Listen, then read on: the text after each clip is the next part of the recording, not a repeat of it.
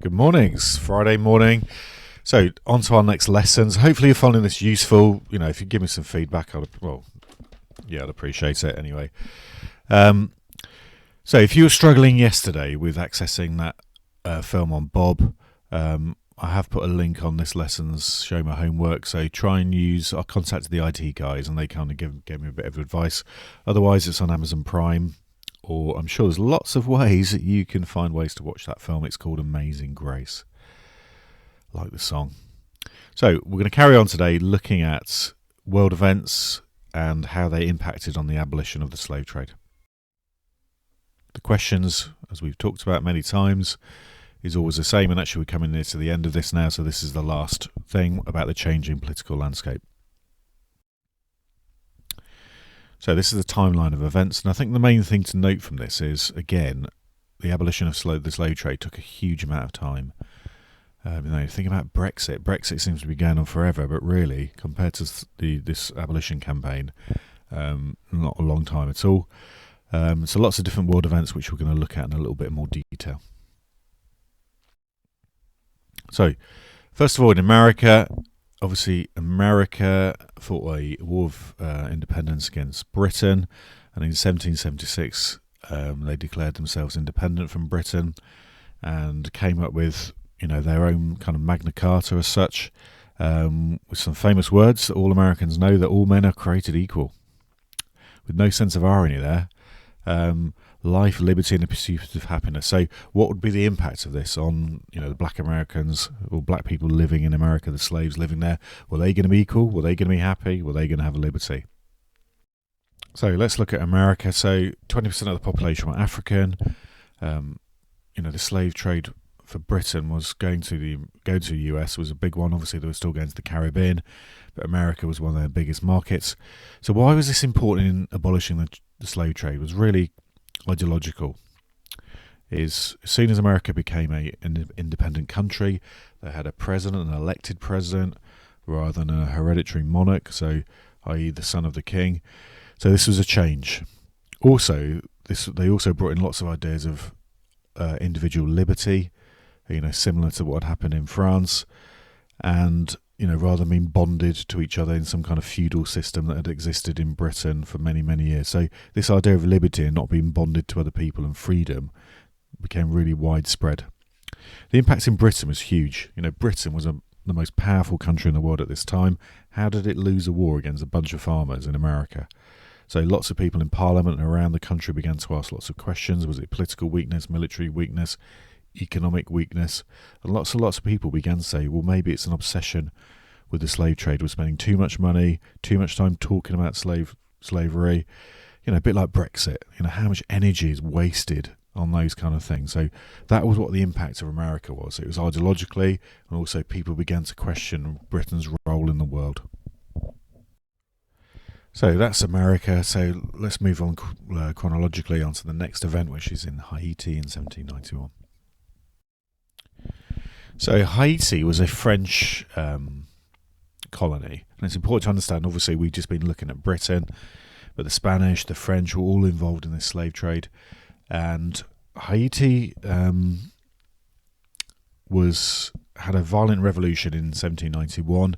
These ideas we looked at before, liberty, equality and fraternity, that had come from the French Revolution, had spread over to its colonies. The majority of the French plantation owners were killed in Haiti. All their plantations were burnt to the ground, and the sugar economy was badly hit by this. So what's this got to do with us is this spread a huge wave of fear across all the neighbouring colonies like Jamaica, Barbados and those kind of places. So it wasn't just obviously in one place. So, it's a bit like, I remember, let's wear shorts in the summer. And I think that came from a school, I think it came from ISCA in Exeter.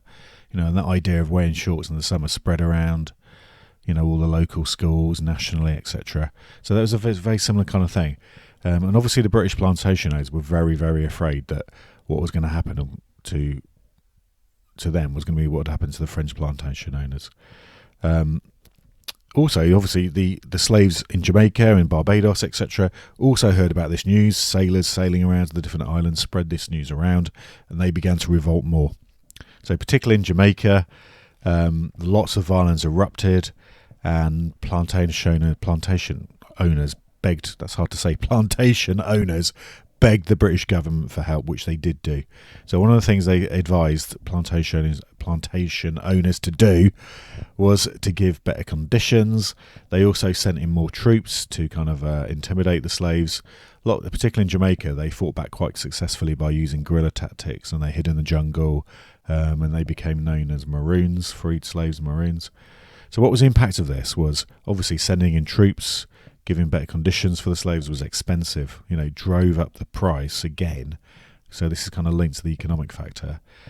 Persuaded lots of people in Britain that actually maybe it's a price too much. So the last event was going on in France. So we know about the French Revolution already. So those ideas of liberty, fraternity and equality. And obviously as part of that, they abolished slavery in 1794 because they felt that black people should be freed as well. However, the impact in Britain was, one of the things famously that they did was they guillotined and executed their king, Louis XVI, which absolutely horrified the British government. The idea that the monarch could be killed by the people sent shockwaves not just to Britain but across the world, and in Europe in particular. This was devastating for the abolition movement because it seemed like the revolutionaries were supporting the slavery side. So particularly for Wilberforce personally, it actually nearly killed him, made him ill. They were shunned every time he stood up to speak in Parliament. They booed him. Are you a traitor? Are you an enemy of Britain? Etc. etc. And anybody who was linked with the abolition movement was linked with the revolution. So this was a really, really difficult and low period for the abolition movement. And also the government passed some very restrictive laws, the Seditious Meeting Act and the Treason Act. So look in the book about that. We'll give you some more information, which basically in effect made it very difficult for them to have meetings and speak freely about what they were trying to do and what they were trying to do, which was really go against the government. Now, what radically changed things, which was incredibly helpful for the slave trade movement, was Napoleon. So France at this time was in all kind of absolute chaos, bloodbaths, people getting guillotined left, right and centre. And it led to the rise of the strongman. And the strongman in this case was Napoleon, who became emperor. And one of the first things he did when he took power was reintroduce slavery in 1802. And why did he do that? Was really because he needed the money, because every other country in Europe was trying to invade France, or he was trying to fight against all the different countries, which ultimately led to Waterloo many years later. So why did that help the slave trade? This is where it gets a little bit confusing, is basically opposition to the slave trade became opposition to France and Napoleon. So total shift around. So Wilberforce instead of being shunned, gained a huge amount of support from MPs, in particular from his friend, the Prime Minister William Pitt. And this totally breathed new life into the abolition campaign. So it's quite hard to understand, but in very simple terms, initially it was a difficult one because you basically couldn't support France, and obviously France is Britain's oldest enemy. So whatever France did, you did the opposite. Okay, have a good day. Enjoy the weekend.